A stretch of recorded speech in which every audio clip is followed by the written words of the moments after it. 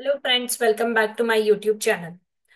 सगळ्यांचे मेसेजेस होते की मॅडम, MRDP ऍक्ट मध्ये अशा काही गोष्टी आहेत की ज्या डिफिकल्ट जातात आहे. म्हणजे रिजनल प्लॅन आणि डेव्हलपमेंट प्लॅन हे तरी जमतंय, पण town planning scheme, development charges, purchase notice अशा काही सेक्शन डिफिकल्ट जात आहे.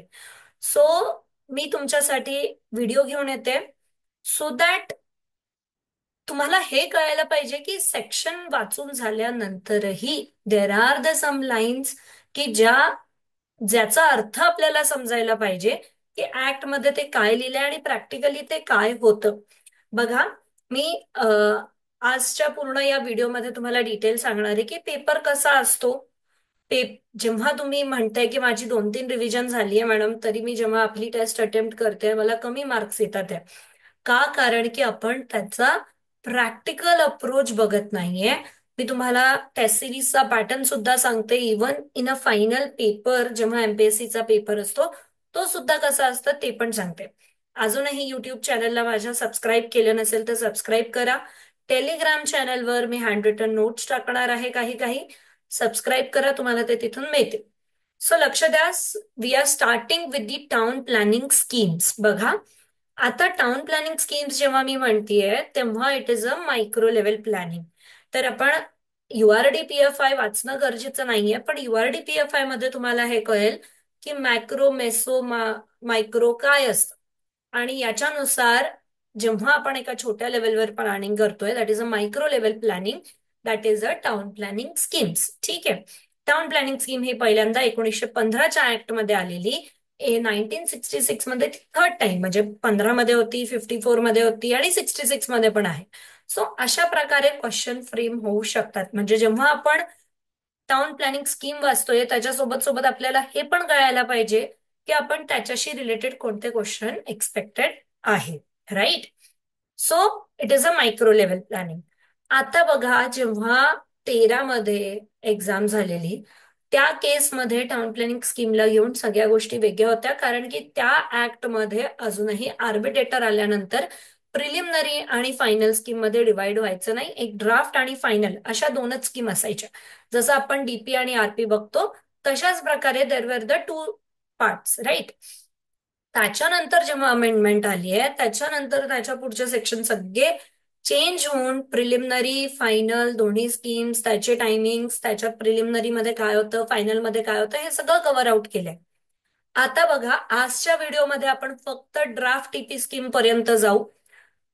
कसे वाचायचे सेक्शन्स, पण सेक्शन वाचताना प्रॅक्टिकल अप्रोच कसं वाचायचं हे सुद्धा मी आजच्या लेक्चरमध्ये तुम्हाला सांगणार आहे. राईट. त्याच्यानंतर आपण जेव्हा आपल्या टेस्ट सिरीज मध्ये काय केलंय की first 10 question should be the easy question. म्हणजे ड्राफ्ट TP स्कीम बनवायला किती टाइम लागतो, नॉर्मल नॉर्मल बेसिक क्वेश्चन 10. म्हणूनच 40 क्वेश्चन का ठेवण्यात आले की पहिले 10 क्वेश्चन जे आहेत ते बेसिक क्वेश्चन आहेत. पुढचे 15 क्वेश्चन जे आहेत ते मॉडरेट आहेत. म्हणजे काय, त्याच्यात तुम्हाला काय कळेल की बाबा फक्त ड्राफ्ट TP स्कीम बनवताना नाही, सेंटेन्स तुम्हाला असं वाटेल it is a so easy sentence की ड्राफ्ट TP स्कीम कोणी बनवायला पाहिजे, कोणाकडे सबमिट करायला पाहिजे. सो अशा छोट्या छोट्या वर्डशी आपण खेळतो की सबमिटेड, कलेक्टेड, अपील्ड. म्हणजे या छोट्या वर्डनुसार तुमचं उत्तर बदलतं. सो 15 क्वेश्चन तसे टाकलेत. त्याच्यानंतर आपण ज्या रिमेनिंग क्वेश्चन्स आहेत त्याच्यात फक्त आणि फक्त 3 ते 4 प्रश्न डिफिकल्ट लेवल आहे आणि rest is a moderate difficult level. बघा, तुम्ही पेपरचा ट्रेंड बघाल तर सगळे फुल ऑन काहीतरी डिफिकल्ट लेवल अचीव करायची आणि काहीतरी फ्रेम करायचं असं होत नाही. त्यांनी सुद्धा पेपरमध्ये एक कन्सिस्टन्सी मेंटेन असतं की मॉडरेट, मीडियम, इझी आणि देन जो काही चेंज येतोय तो येतोय त्या डिफिकल्ट लेवलच्या क्वेश्चनवरनं. राईट. सो अशा प्रकारे सुद्धा आपण पण लक्ष द्या.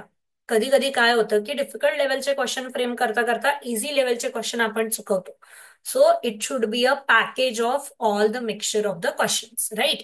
आता बघा, जेव्हा आपण टाउन प्लॅनिंग स्कीम्स बद्दल बोलतोय 59 सेक्शनच्या ऑनवर्ड सगळे टाउन प्लॅनिंग स्कीम्सची प्रोव्हिजन दिली आहे. लवकरच मी तुमच्यासाठी लोकल एरिया प्लॅनचा सुद्धा लेक्चर घेऊन येणार आहे because there is a very a very short distance between the local area plan and the town planning scheme. हे सगळं तुम्ही जर का अमृत गाईडलाईन वाचाल तर तुम्हाला त्याच्यात दिसेल की LAP आणि TP स्कीम मध्ये काय फरक आहे. लवकरच एकदा आपलं TP स्कीम आणि या सगळ्या गोष्टी संपल्या की मी LAPचं लेक्चर सुद्धा तुमच्यासाठी युट्यूबला घेणार आहे. त्याच्यात तुम्हाला कळेल की एक्झॅक्टली LAP काय असतं. म्हणजे काय की LAP मध्ये आपण काय करू शकतो, काय आहे, का बरं LAP आणि TP स्कीम वेगळं आहे. जर का तुम्ही URDPFI गाईडलाईन वाचाल तर मायक्रो लेव्हल प्लॅनिंग मध्ये LAP आणि TP स्कीम असं दिलेलं आहे. सो व्हॉट इज दॅट ते आपण बघूया. त्याच्यानंतर त्याच्यानंतर आपण काय करतोय आता बघा, हे सेक्शन मध्ये दिलेलं नाहीये, but what is the main principle of TP scheme. आपण लँड पूल करतो. बघा इथे क्वेश्चन येऊ शकतो. वी कोणत्याही प्रकारे आपण इथे ऍक्विजिशन करत नाही. We pool the land. It is a land pooling technique. It is a land pooling technique, right. Then it is a land reconstitution technique. Then it is a land reconstitution म्हणजे काय, आपण land घेतो, पूल करतो, रिकन्स्टिट्यूट करतो. रिकन्स्टिट्यूट करणं म्हणजे काय की इरेग्युलर शेपचे प्लॉट रेग्युलर शेपमध्ये करतो.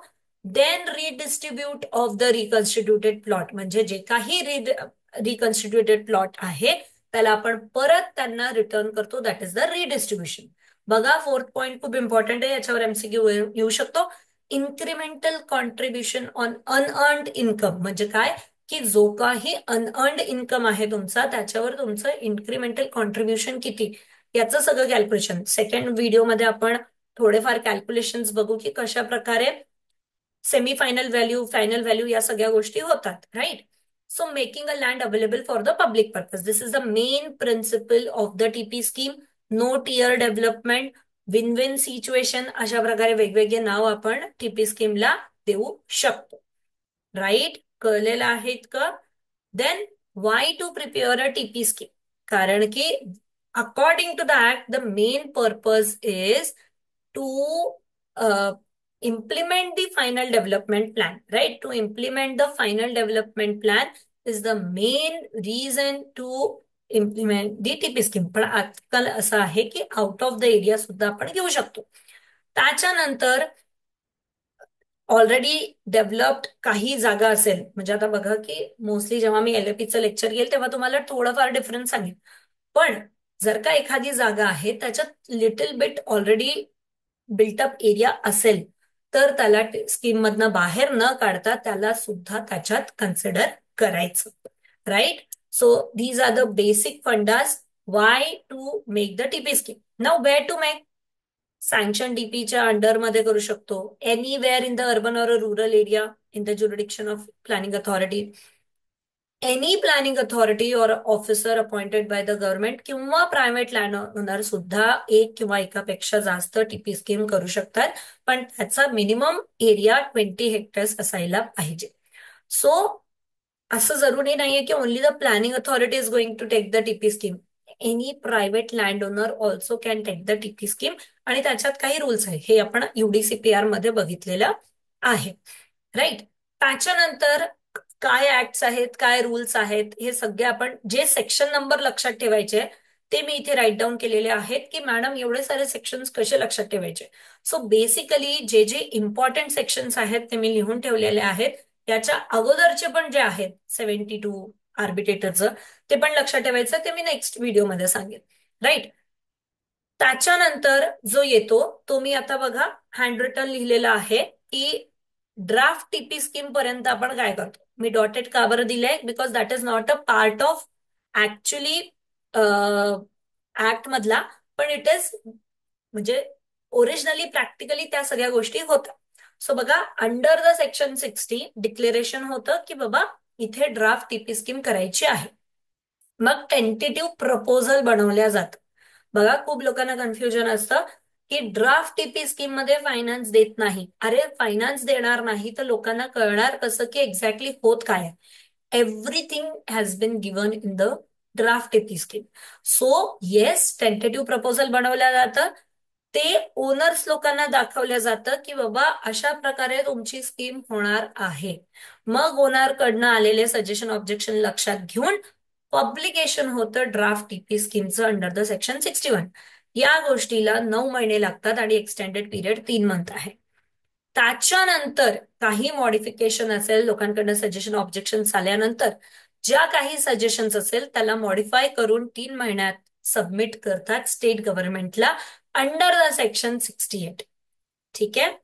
त्याच्यानंतर त्यांना सँक्शनिंग मिळतं after the 3 months, sanction of the draft TP scheme under the section 68 only. Lastly जेव्हा एकदा ड्राफ्ट टीपी स्कीम सँक्शन झाली, बघा जसं खूप लोकांचं असतं की मॅडम आर्बिट्रेटर आल्यानंतर सगळ्या गोष्टी डिसाईड होणार, तर मग जर का विड्रॉल झाली तर काय होणार.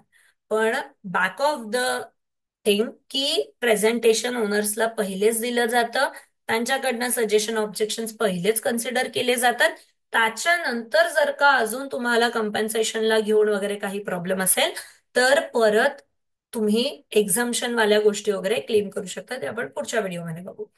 सो अशा प्रकारे गेल्यानंतर इथे तुमची ऍट द एंड सँक्शन होणार आहे ड्राफ्ट टीपी स्कीम. राईट. आता जसं ड्राफ्ट टीपी स्कीम सँक्शन झाली, देर आर द फ्यू क्रायटेरिया की रोडला, वॉटर सप्लायला, ड्रेनेजला, लाइटिंगला आणि सीवेज डिस्पोजलला जेवढ्या जागा लागतील, that has been vested with the planning authority so that they will start doing the म्हणजे डेव्हलपमेंट. मग मात्र आर्बिट्रेटर येईल, मग ते कॅल्क्युलेशन्स वगैरे सगळा पार्ट ते नेक्स्ट व्हिडिओमध्ये बघू. सो अशा प्रकारे draft TP scheme practical approach plus theoretical approach ह्या दोघांना मी एकत्र केल्या. आता बघा, सेम ही हँड रिटन नोट्स मी टेलिग्राम ग्रुपवर शेअर करणार आहे. एक नाशिकची आणि नयनाची आर्बिट्रेटरची रिपोर्ट मी ग्रुपवर शेअर करतेय. त्याच्यानंतर तुम्हाला त्याच्यावर कळेल की कशा प्रकारे आपण याच्याशी डील करायला पाहिजे. सो त्याच्यातलं सुद्धा काय वाचायचं हे मी नेक्स्ट लेक्चरला तुम्हाला सांगेल की ज्या रिपोर्ट्स मी शेअर करते त्याच्यातनं काय वाचायचं. सो ओपन टेलिग्राम ग्रुपला I am going to share this. ते जॉईन करा आणि त्याच्यातनं डाउनलोड करा. काय काय डाउनलोड करणार आहे तुम्ही? हँड रिटन नोट्स आणि एक नयनाची आणि एक नाशिक टीपी स्कीमची रिपोर्ट मी सेंड करेल. ती टीपी स्कीमची रिपोर्ट वाचा, तुम्हाला सगळ्यात इझिली कळेल की ऍक्च्युली टीपी स्कीम मध्ये काय होतं. आता हे 2 लेक्चर मध्ये जेवढं केवढं हे संपणार आहे तेवढं एकदा अटेम्प्ट करा, नंतर तुम्ही टेस्ट, तुम्हाला कळेल की आता आपल्याला कळलंय की फक्त सेक्शन वाचून काही पॉइंट नाही आहे. सेक्शन सोबत मला ती रिपोर्ट सुद्धा वाचावी लागेल, मला त्याचं प्रॅक्टिकल अप्रोच सुद्धा वाचावं लागेल. क्लिअर आहे सगळ्यांना? सो अशा प्रकारे आपण इथे टीपी स्कीमचं ड्राफ्ट पर्यंतच बघितलंय. थँक्यू. होप सगळ्यांना कळलं असेल. थँक्यू. Thanks a lot.